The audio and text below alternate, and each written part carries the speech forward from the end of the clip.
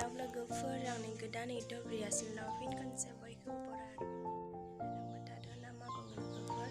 आं दा बेखौ खालामहांदों मानोना लोगोफोर नोंसोर नायलांबाय थादो आंनि नै लोगोफोर जाहा दिनै मारा नादोंमोन माइखौ न'सिं नादों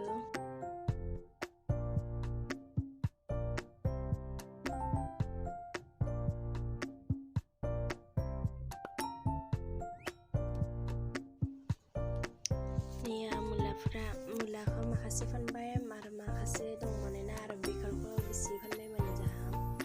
बेखरा खम दं माने दानिया मुलाया माबाना दं मानोना बेखराबो बिबार बारबाय मोनसे मोननै बेखरा लोगोफोर दा जों माने जाम्बुरा हानानै दा जाम्बुराखौ मारै गिदिर खालामबाय दा जागोन माने जोंनानै सासेया थानोनो हाला माने भिडिअ बानायनो हुआ मानोना नै सिख्लाफ्रा